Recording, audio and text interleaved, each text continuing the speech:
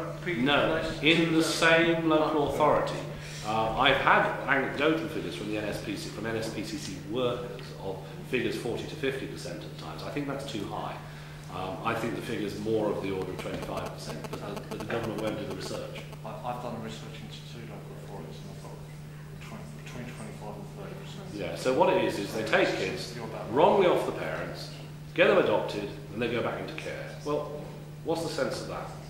So how can we get a list of these experts who are giving Well, these part of advice? it is the process of getting more. We have now 600 cases.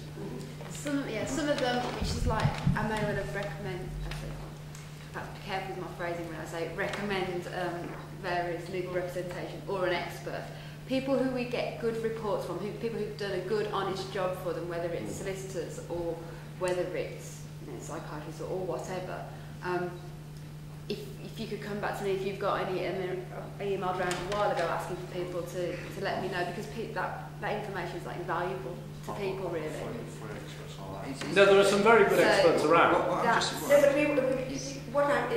wasn't my question. So, the experts who are creating havoc in family law, how can we find out how many cases they do? It's actually very difficult at the moment. One of the things that's supposed to be happening under the reforms that may or may not come in on the 1st of April is a larger number of judgments, anonymous judgments, but judgments from the Court of First Instance. That should contain details of who the experts are, but they're not doing it everywhere to start out with. That's one of the problems. John, can I interrupt on this particular point? It's taking it away from where you were going. What I would like actually to take up a point you've made, which is something that I continually doing but need more assistance really. Everyone you come across, every social worker, expert you come across, if each of you would follow that person in writing, write to them and ask about their qualifications, get their CVs and check these out. You'd be surprised what you come across. If you do that, there's an absolute goldmine of information that could be used. Many of these people aren't qualified to the level that they're giving expert witness in court. There's another factor there what you could use. A lot of these assessments, in a sense, come from the United States. There's a company called Pearson Assessments. Yes. You probably know it. If you go onto their website, type in the name of the assessment, and you'll actually find that the expert is not actually licensed to use that. And I've had that come on quite a few cases. If every person you came across, I mean, imagine that there was 3 social workers you were dealing with. Everyone I talked to, I asked them to make a note of the person, let's say Mrs. Jones, get her first name, write down what you think her age is, and I'll tell you where I'm coming to on this. Write down what you think her age is, what does she look like, colour of eyes, hair and everything, and then try and get some information. What you might find, which is what I'm finding, but I haven't got the last bit of the jigsaw, I know I'm onto it though, that they are different people. There are people who are working as social workers who are then disappearing to the West Indies and coming back with another name. There's a chap who's just, I think he's still in prison actually, a teacher who has given evidence and is actually a paedophile, and just I knew that there was something that the lady who was dealing with this, we're now tracing back because he was using another name, we believe, about 7 years ago. Now, if you could get this information, it would be wonderful. But I think each of you has got this. If you've got some time, just get a blank sheet of paper for each person and see where it takes you. Sorry to actually go back one step. You were talking about experts just now. A particular expert, I'm not going to mention names because it wouldn't be right to, said that they've been working on 400 cases. Right, they've given court opinions on 400 cases in 8 years. Now, he gets paid an average of £5,000 per case. Now, the calculation in my head, in 8 years, 400 cases works out to £2 million. Dr. Sam Lazaro, if you remember, the one in the Cleveland case, she did 700 cases in 2 years. But how did I do that case that way? Well, can I just...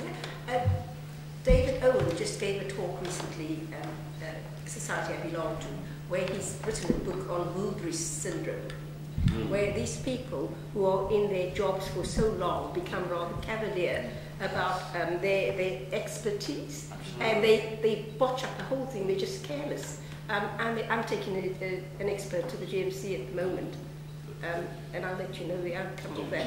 Because a child has not been diagnosed with autistic spectrum disorder from the very start, and all the symptoms, even in her statement throughout, are there in all the statements, and the child has suffered from 3 until 7, and is still suffering because the court proceedings is so slow. And that is another thing, you know, when we talk about babies hemorrhaging, this is a new kids on the block syndrome because there's a greater awareness for this. And I think this is something we need to, because people can turn it around so easily into parent alienation when in fact the child has the problem. And I think I'd like to do some research on that. We've seen mothers who've got children on the autistic spectrum who've been Munchausen. The allegation has been that they have Munchausen syndrome by proxy, and they're creating the autistic sort of symptoms in the child. And we've managed to deal successfully with at least one of those, haven't we? Yeah?